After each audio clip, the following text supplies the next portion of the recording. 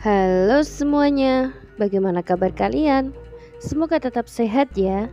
Apa kalian sudah siap untuk berpikir dan memecahkan kasus lagi bersama admin? Tenang saja, kali ini admin tidak akan menceritakan alur film yang bikin pusing, melainkan sebuah film yang bikin merinding.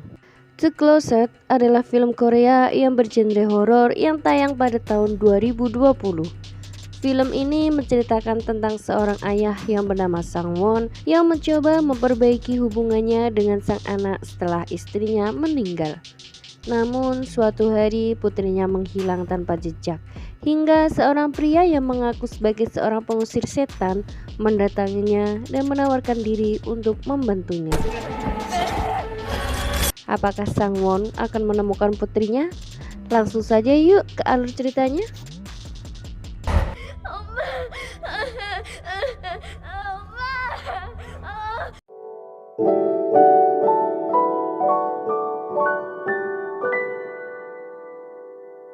Film dimulai dengan sebuah rekaman video pada tahun 1998.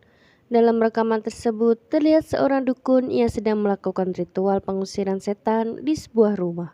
Dukun tersebut kemudian menunjuk pisaunya ke arah lemari. Lemari itu tiba-tiba terbuka, membuat sang dukun kehilangan kontrol dan memotong lehernya sendiri dengan pisau yang ia bawa.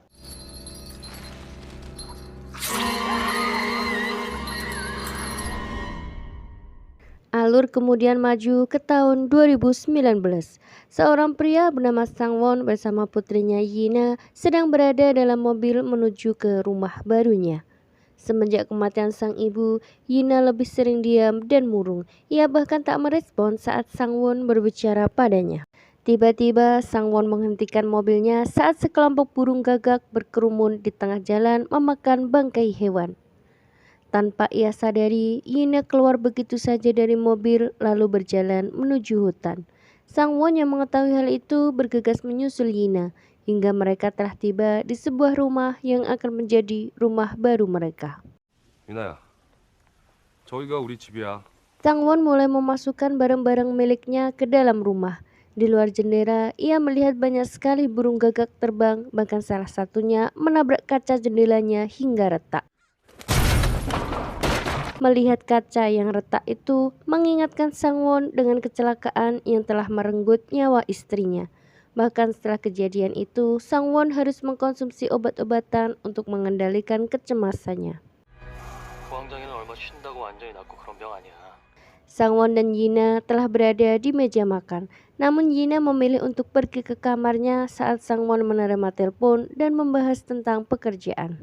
Di dalam kamar, Yina menangis melihat videonya bersama sang ibu di hari ulang tahunnya. Tiba-tiba terdengar sebuah ketukan. Yina mengira ketukan itu berasal dari pintu kamarnya. Namun tak ada siapapun yang masuk. Hingga akhirnya Yina menyadari bahwa pintu itu berasal dari dalam lemari yang ada di dalam kamarnya. Dengan ragu, Yina membuka lemari itu. Tak ada apapun yang aneh. Di dalam sana hanya beberapa pakaian yang tergantung.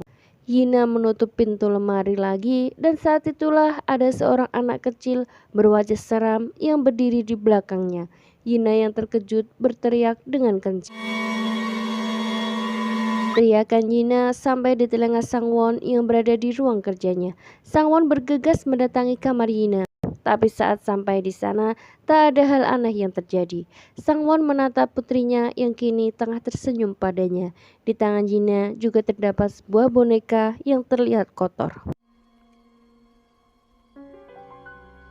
Pagi harinya, Yina bertingkah aneh.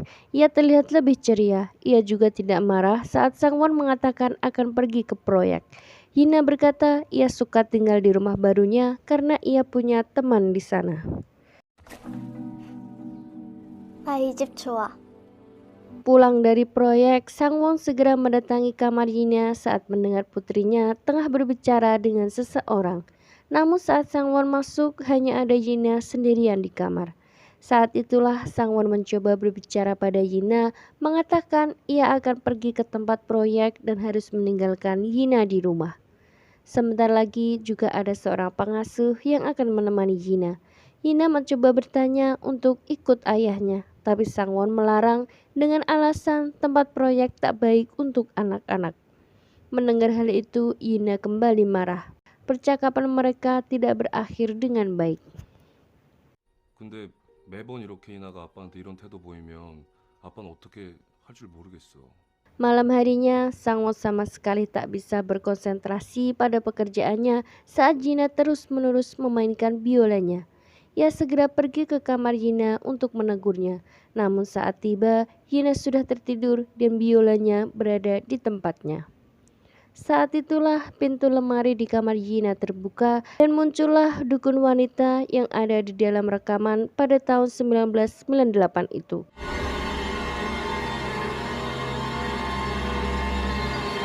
Melihat itu, Sangwon berteriak, namun seketika ia terbangun dan hari sudah siang. Rupanya semua itu hanyalah mimpi. Tapi anehnya, sketsa yang telah ia gambar semalam semuanya robek. Sangwon segera mendatangi kamar putrinya. Keadaan kamar Yina saat itu sangat berantakan. Beberapa boneka telah hancur, biola miliknya juga telah rusak. Sangwon melihat Yina tengah duduk di luar rumah. Ternyata tanpa Sangwon ketahui, Yina baru saja membunuh seekor burung gagak menggunakan sebuah silat. Tak hanya itu, mata Yina juga berubah menjadi putih.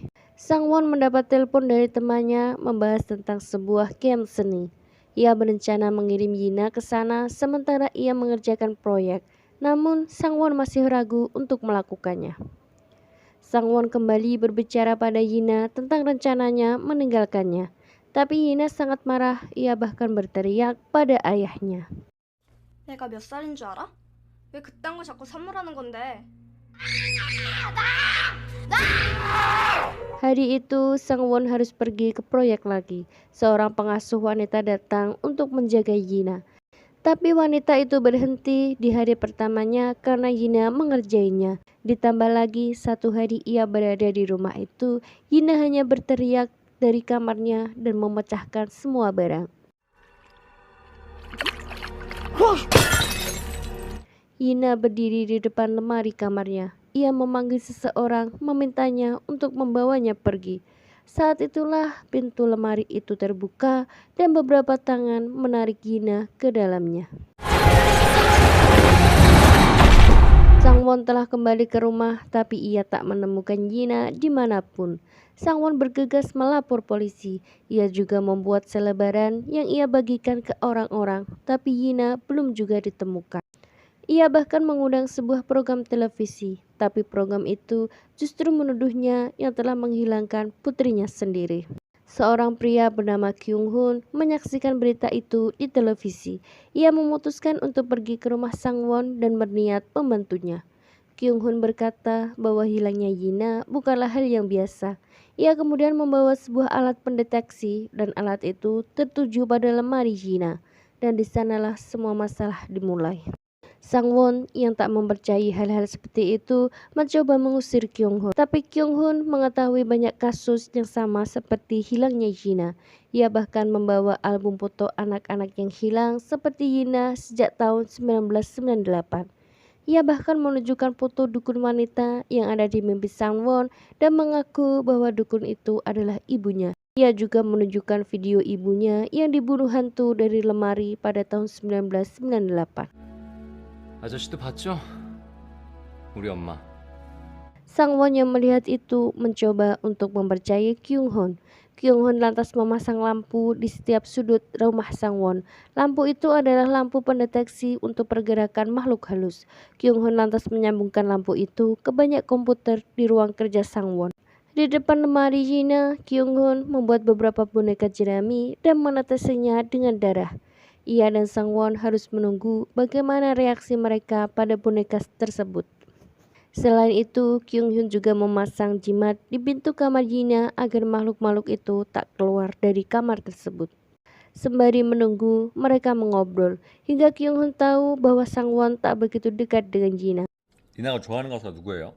BTS? 블랙핑크? 뭐 요즘 애들이 좋아하는 가수 있잖아요. Hingga Sangwon mendengar sesuatu dan lampu di kamar Yina berkedip dengan cepat. 둘이. Boneka jerami itu hancur dan darah yang berada di atasnya telah bersih. Kyung-hun membuat percobaan kedua dengan menggunakan boneka yang lebih besar dan kembali memberikan darahnya. Hari berganti menjadi pagi dan Sang-won masih juga mengamati komputer-komputer itu. Hingga sebuah kamera yang berada di depan kamar Yina mati, membuat Sang-won memutuskan untuk mendatanginya. Ia sudah coba memberitahu pada Kyung-hun, tapi pria itu tidur dengan sangat lelap. Kamera di depan kamar Yina ternyata putus. Sang-won segera memperbaikinya. Saat itulah ia mendengar suara Yina yang memanggilnya dari dalam kamar. Sang-won kemudian masuk ke dalam kamar itu, namun tak ada siapapun di sana. Hingga pintu kamar Yina tertutup dengan sendirinya dan lampu-lampu pendeteksi di dalam sana menyala bersamaan. Seorang hantu anak laki-laki tiba-tiba menyerangnya. Saat itulah ia mendengar suara Kyung-hun yang memintanya untuk memejamkan mata. Sang-won segera memejamkan mata dan hantu itu seolah tak mengetahui keberadaan Sang-won. Ternyata hantu anak laki-laki itu tidak sendirian. Ada banyak sekali hantu anak-anak di sana. Dan karena Sang-won memejamkan mata, mereka tak bisa melihat Sang-won. Kyung-hun mencoba memberikan instruksi agar Sang-won keluar dari kamar itu diam-diam tanpa membuka mata. Tapi kamera di kamar Yina tiba-tiba mati. Dan saat itulah seorang hantu anak perempuan mendatangi Kyung-hun. Hantu itu terlihat sangat kuat, ia bahkan bisa membuat Kyung-hun terpental hanya dengan menggerakkan kepalanya. Kyung-hun segera menyuruh Sang-won keluar dari sana secepatnya. Namun sial, jam tangan Sang-won berbunyi membuat hantu-hantu itu bisa merasakan kehadirannya. Saat itulah Sang-won melempar jam tangan itu dan hantu-hantu itu mengejar jam tangannya. Beruntung Sang-won bisa keluar dari kamar itu dengan selamat. Hantu perempuan itu terus menyerang Kyung-hun hingga Kyung-hun melihat sebuah belati miliknya. Lalu dengan membaca mantra, ia melempar pisau itu kepada hantu anak itu. Tapi Kyung-hun terkejut saat pisau itu hanya jatuh di depan hantu tersebut. Saat itulah Kyung-hun tahu bahwa hantu itu adalah Myung-jin, salah satu anak yang hilang di rumahnya seperti Yina. Myung-jin lalu mencekik leher Kyung-hun. Ia terlihat begitu kuat hingga Kyung-hun tak bisa melakukan apapun. Saat itulah Sang-won kembali ke ruang kerjanya dan mendengar kekacauan di dalam sana. Tak berapa lama Kyung-hun keluar dengan keadaan yang sangat parah. Belati miliknya bahkan menusuk perutnya. Sang-won segera membawa Kyung-hun ke rumah sakit. Sebelum masuk ke ruang operasi, Kyung-hun sempat menyebut nama Myung-jin. Mendengar hal itu, Sang-won membuka album Kyung-hun. Ia menemukan Myung-jin yang dimaksud Kyung-hun. Ia lantas mendatangi alamat ayahnya membawa boneka milik Myung-jin. Di sepanjang jalan menuju rumah ayah Myung-jin dipenuhi dengan boneka. Juga terdapat banyak jimat tertempel di rumahnya. Sang-won segera menanyakan tentang Myung-jin, tapi justru ayahnya segera mengusir Sang-won. Bahkan saat Sang-won menunjukkan boneka milik Myung-jin, ayah Myung-jin segera mengambil boneka itu dan membakarnya. Saat itulah Myung-jin keluar dari lemari.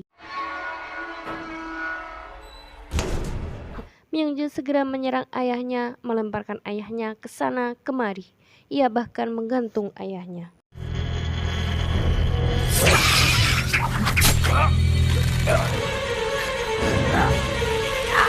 Saat itulah Sang-won masuk dan melihat ayah Myung-jin dengan bola mata putih mencekik lehernya.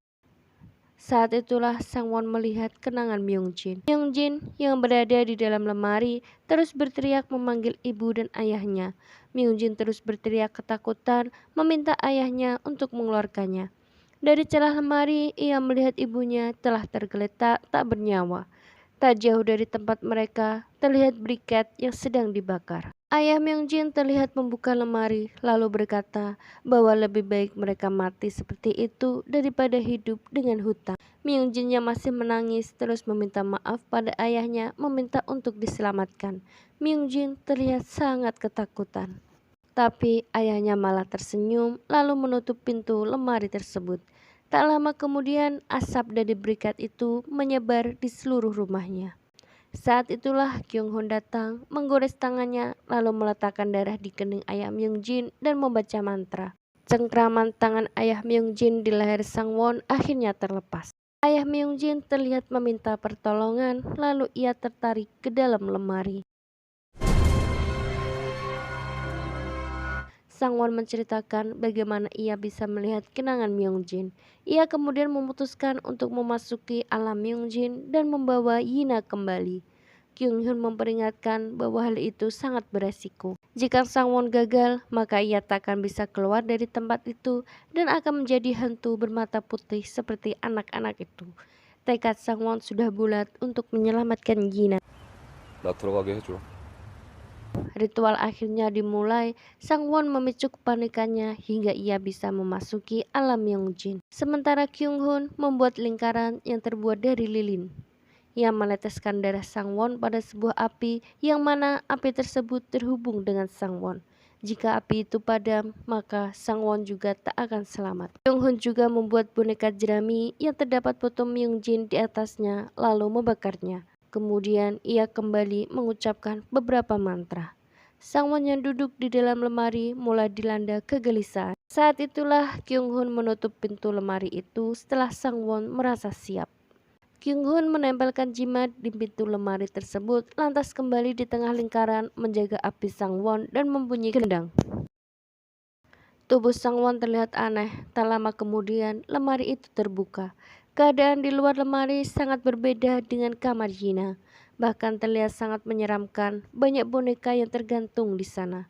Sang-won melihat jam tangan yang berjalan mundur sebagai waktunya di dalam alam tersebut. Tiba-tiba 3 buah pisau melayang dengan sendirinya ke arah Sang-won. Beruntung Sang-won bisa menghindar. Pisau itu kembali ke arahnya, lalu Sang-won berlari membuka sebuah pintu. Ia kini berada di sebuah lorong yang gelap, persis seperti di depan pintu kamar Yina, tapi terlihat sangat kotor dan tua. Sang-won terus berjalan di dalam rumah yang terlihat tak berpenghuni itu. Tiba-tiba ayah Myung-jin berlari ke arahnya dan kembali mencekik lehernya. Namun pisau yang semenjak tadi mengejar Sang-won kembali melayang menusuk ayah Myung-jin. Mereka kemudian terjatuh. Saat itulah di mana ayah Myung-jin digantung terlihat dan beberapa orang lainnya. Sang-won mencoba berlari, tapi di depannya ada istrinya. Istrinya terlihat marah lalu menyerang Sang-won dan menyalahkan Sang-won atas hilangnya Yina. Istri Sang-won berteriak dan akan menusuk Sang-won. Namun saat itu ia membeku lalu berubah menjadi Myung-jin. Ternyata di luar sana Kyung-hun juga membantu Sang-won dengan terus membacakan mantra. Tapi saat melihat Sang-won telah pergi, Myung-jin marah dan memecahkan kaca yang semenjak tadi ia pegang. Ternyata hal itu tembus pada Kyung-hun yang semenjak tadi membantu Sang-won. Tangan Kyung-hun terluka dan lilin di sekitarnya juga padam. Beruntung api yang terhubung dengan Sang-won masih menyala. Namun beberapa tangan terlihat mencoba keluar dari pintu lemari dan memecahkan kertas segel. Kyung-hun sekuat tenaga menutup pintu agar tidak terbuka. Kembali ke Sang-won, ia kini telah sampai di sebuah hutan di mana terdapat banyak anak-anak yang bermain di sana. Mereka terlihat bergembira dan tertawa satu sama lain. Sang-won memanggil Yina dan saat itulah anak-anak itu terdiam menatap Sang-won dengan tajam. Wajah mereka kemudian berubah menjadi hantu bermata putih lalu melukai Sang-won satu persatu.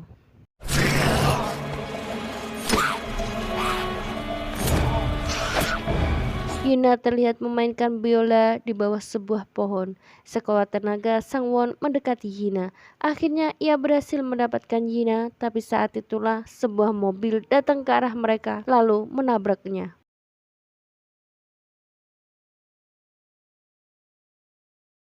Mereka sekarang ada pada saat kejadian kecelakaan itu. Saat itulah Myung-jin muncul dan menanyakan alasan Sang-won berada di dunianya. Sang-won mengatakan ia ingin membawa Yina. Ia juga mengatakan merasakan kesedihan Myung-jin saat itu. Sang-won meminta maaf dan mengatakan bahwa itu adalah kesalahannya. Tapi Myung-jin tak percaya. Ia berteriak lalu menyudutkan Sang-won pada sebuah pohon.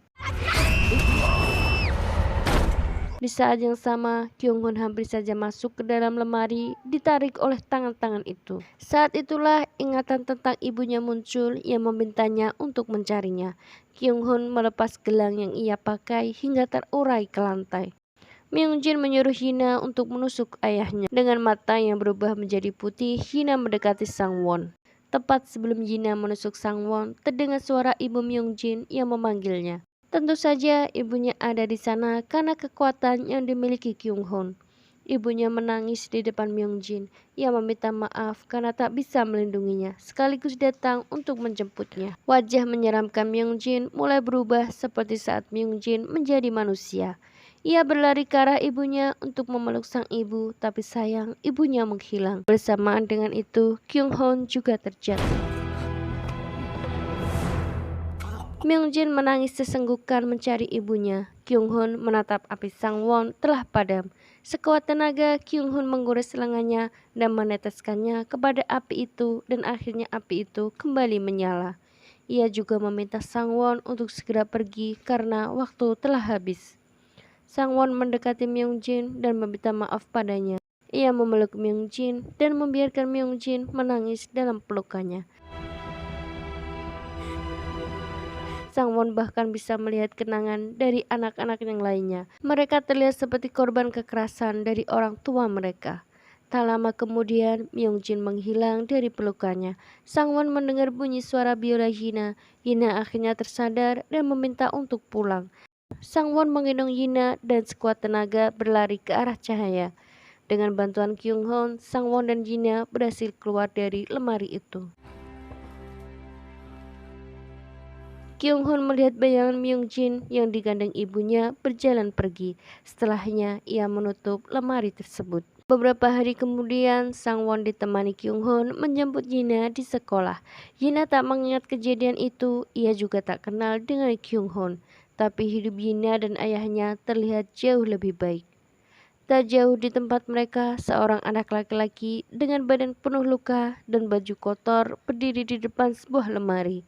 Terdengar pintu lemari itu dibuka dan film berakhir.